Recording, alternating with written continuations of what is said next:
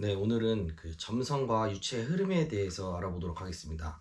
자, 이 점성에 대해서 설명하기 전에 간단한 실험을 한번 해서 점성에 대한 이해를 좀 하고 들어가 보도록 하겠습니다. 이쪽 작은 병에 그 올리고당을 넣어놨습니다. 그래서 올리고당 같은 경우에는 굉장히 이렇게 좀 점도가 짙죠.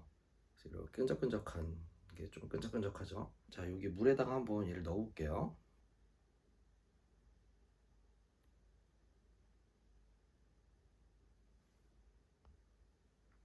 자, 지금 보시면 가느다란 실처럼 쭉 이어지다가 밑에쯤 내려와서 흩어지는 것을 볼 수가 있어요. 자, 이렇게 올리고당의 유체 흐름을 한번 봤습니다. 이번에는 간장이에요. 제가 간장을 준비했는데요. 똑같이 간장을 한번 여기다 떨어뜨려 볼게요. 자, 간장 같은 경우에는 보시다시피 떨어지자마자 흩어지는 모습을 볼 수가 있습니다. 자, 이렇게 떨어지자마자 쭉 바로바로 이렇게 흩어지는 모습을 볼 수 있어요. 자, 방금 보신 것처럼 이 점성과 유체 흐름에는 큰 관계가 있다는 걸 아실 수 있겠죠.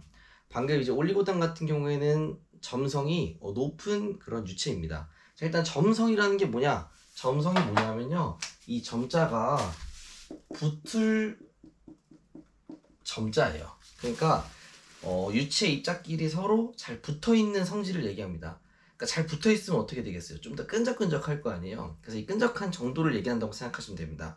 그래서 유체가 얼마나 끈적하냐, 얼마나 유체 입자끼리 끈끈하냐, 이 얘기를 하는 거고요. 자, 그래서 올리고당 같은 경우에는 입자끼리 끈끈하니까 얘가 물에 들어가서도 계속 자기들끼리 끈끈히 잡고 있으려고 해서 이렇게 가느다랗게 길게 쭉 이렇게 흐름이 생긴 거고요. 간장 같은 경우에는 유체 입자끼리 그렇게 끈끈한 정도가 없기 때문에 물에 떨어뜨리자마자 흩어지는 모습을 볼 수가 있어요. 자, 그러면 우리가 이렇게 유체 흐름이 흩어지는 경우와 이렇게 쭉 이어지는 경우, 요거를 뭐라고 하냐 하면 측류와 난류라고 합니다. 측류, 난류라고 얘기를 하고요. 일정하게 쭉 이어지는 흐름을 측류, 그 다음에 난잡하게 흩어지는 경우를 난류라고 합니다.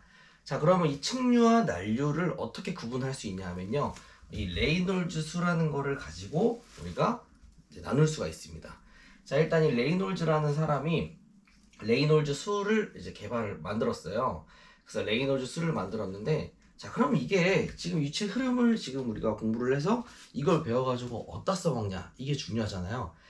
일단 제가 개요부터 말씀을 드리면요, 이 점성이 얼마나 있냐를 가지고 이 레이놀즈 수를 구하는 공식으로 레이놀즈 수를 먼저 구합니다. 자, 레이놀즈 수를 구하면 일정 값에 따라 측류와 난류로 이제 구분이 되게 되겠고요.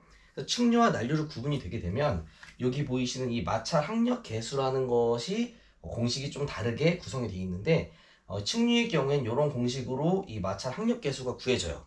그 다음 마지막에 이 항력을 구할 때 마찰 항력 계수가 들어가면서 지금 이 날개에 들어가는 저항력이 얼마인지를 우리가 구할 수 있는 거예요.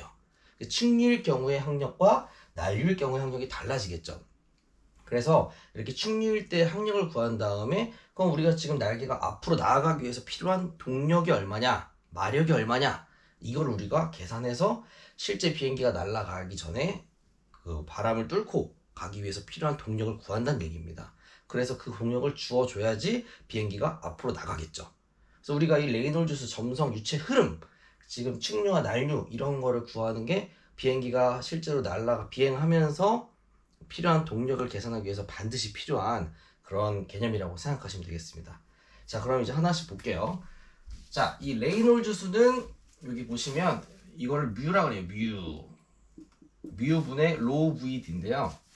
이건 관에 있을 때는 이 D를 써줘요. 이 D는 뭐냐면 지름입니다. 관은 동그랗잖아요. 이렇게 동그란 관이기 때문에 지름을 써주게 되고요. 우리 항공에서는 이 공식을 씁니다. 이 공식. 이 C가 뭐냐면 날개 길이에요. 날개 시위 길이인데요. 그냥 날개 길이라고 일단 말씀드릴게요. 자, 이건 뮤분의 로우 VC가 되고, 자, 로우는 밀도, V는 속도, D는 지름, C는 날개 길이, 그다음 뮤는 점성 계수, V는 동점성 계수인데, 자, 그래서 점성 계수가 뭐냐면 점성 얼마나 끈적끈적하냐, 이걸 계수 숫자 값으로 나타낸 걸 이거를 우리가 값으로 나타낸 걸 점성계수라고 합니다. 자, 그리고 이 점성계수를 밀도로 나누면요, 이렇게 동점성계수라는 게 됩니다. 그래서 이제 문제를 풀다 보면 동점성계수로 문제가 주어지는 경우가 있고 점성계수만 문제에 주어지는 경우가 있어요. 그런 경우에는 이 밀도를 이용해서 동점성계수 값을 구해서 문제를 풀어야 되는 경우가 있습니다. 자, 그래서 이렇게 공식을 우리가 요 v 값을 뮤분의 뮤로 로우분의 뮤로 이렇게 대입해 주면 이런 공식도 얻을 수가 있어요. 그래서 이렇게 두 가지 공식을 우리가 알아낼 수 있습니다. 자, 그래서 어떠한 값이 주어지면 이 값을 대입해서 레이놀드 수를 구해요. 그럼 레이놀드 수를 구하면 어떤 값이 나오겠죠. 그럼 그 값이 관에서는 0에서 2000까지 충류, 그 다음 4000이 넘어가면 난류가 됩니다. 그럼 이 중간에 있는 값은 이 구역은 천이 영역이 됩니다. 천이 영역은 뭐냐면 그냥 쉽게 말해서 충류에서 난류로 변화하는 구간이라고 생각하시면 돼요. 충류에서 난류로 변화하는 구간. 자, 그 다음에 우리는 이제 비행기잖아요. 관이 아니에요. 비행기는 이제 날개에 이제 들어가는 그 우리가 값을 구해야 되기 때문에 날개에 대한 이 레이놀드 수를 보면 충류에서는 약 20만까지, 충류는 약 20만 정도까지 날개의 레이놀드 수가 20만, 그 다음에 난류에서는 200만이 넘어가면 난류가 된다라고 이제 생각하시면 되겠습니다.